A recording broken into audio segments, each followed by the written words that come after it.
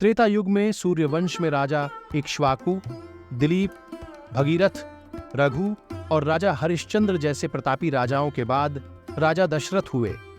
राजा दशरथ बड़े ही पराक्रमी और प्रतापी राजा थे। तीनों लोकों में उनकी कीर्ति विद्यमान थी। देवराज इंद्र उनके मित्र थे तथा उन्होंने देव और असुरों के संग्राम में देवराज इंद्र के साथ मिलकर युद्ध किया था।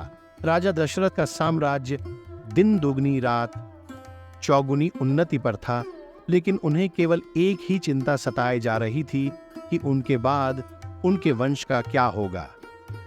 राजा दशरथ की 3 पत्नियां थीं, जिनमें से सबसे बड़ी रानी कौशल्या थी, उनसे छोटी रानी केकई थी तथा सबसे छोटी रानी सुमित्रा थी। 3 पत्नियां होने के बावजूद राजा दशरथ की कोई पुत्र नहीं था जो उनके कुल को आगे बढ़ा सके, इसलिए उन्हें अपने कुल के अंत का डर सताए रहता था। विषय में उन्होंने अपने कुल ऋषि से इस समस्या का समाधान पूछा। उनके कुल ऋषि ने बताया कि उन्हें पुत्र प्राप्त करने के लिए पुत्रेष्ठ यज्ञ संपन्न करना होगा, जिसके फलस्वरूप उन्हें पुत्र की प्राप्ति अवश्य होगी। लेकिन उन्होंने इसके साथ ही यह शर्त भी रखी कि वह स्वयं पुत्रेष्ठ यज्ञ नहीं करवा सकते। इस यज्ञ के लिए राजा दशरथ को स्वयं जाकर शृंग मुनि को प्रसन्न करना होगा। शृंग मुनि अथर्ववेद के पूर्ण ज्ञाता है तथा वह पुत्र कामेष्टि यज्ञ के विशेषज्ञ है।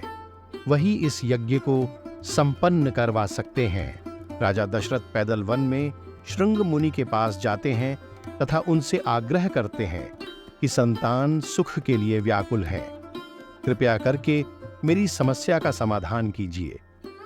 राजा दशरथ की सादगी तथा विनम्र आदर भाव के कारण शृंग मुनि प्रसन्न हुए और उन्होंने दशरथ को वचन दिया कि वह उनके पुत्र के लिए कामेष्टि यज्ञ करवाएंगे।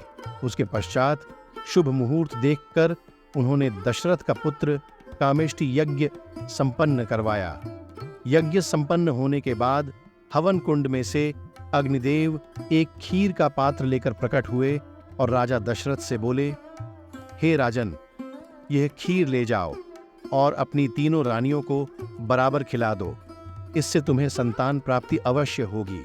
राजा दशरथ खीर का पात्र ले जाकर रानी कौशल्या तथा रानी कैकई को दे देते हैं।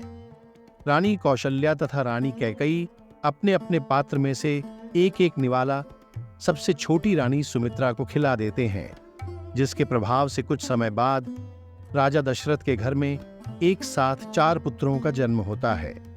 रानी कौशल्या सबसे बड़े पुत्र राम को जन्म देती है। उसके कुछ ही समय बाद ही रानी कैकई राजा दशरथ के दूसरे पुत्र भरत को जन्म देती है। कुछ ही घड़ी बीतने के पश्चात रानी सुमित्रा राजा दशरथ के तीसरे पुत्र लक्ष्मण को जन्म देती है तथा कुछ ही क्षण बाद वह दशरथ के चौथे पुत्र शत्रुघ्न को जन्म देती है। और इस प्रकार पृथ्वी पर बढ़े हुए पाप अत्याचार को मिटाने के लिए भगवान नारायण स्वयं राजा दशरथ के पहले पुत्र श्री राम के रूप में जन्म लेते हैं। भगवान विष्णु के राम अवतार का साथ देने के लिए शेषनाग लक्ष्मण के अवतार में जन्म लेते हैं तथा उनके साथ ही भगवान विष्णु के सुदर्शन चक्र भरत के अवतार में जन्म लेते हैं तथा शत्रुघ्न भगवान विष्णु के शंख शैल के अवतार होते हैं। श्री राम, लक्ष्मण, भरत और शत्रुघ्न को 4 पुरुषार्थ का रूप माना गया है, जिसमें श्री राम धर्म का रूप होते हैं तथा भरत मोक्ष का रूप होते हैं। उसके साथ ही लक्ष्मण जी को काम का प्रतीक माना गया है तथा शत्रुघ्न जी को धन का रूप माना गया है। तो दोस्तों, आज के एपिसोड में इतना ही। मिलते हैं जल्द ही अगले एपिसोड में, जिसमें हम श्री राम द्वारा तारका वध तथा अहिल्या के उद्धार की कथा का वर्णन करेंगे। आपको ये एपिसोड कैसा लगा कमेंट करके बताइए और इस वीडियो को जरूर शेयर करें और कमेंट सेक्शन में इस एपिसोड से रिलेटेड कुछ क्वेश्चंस के आंसर देना मत भूलें। तब तक के लिए धन्यवाद।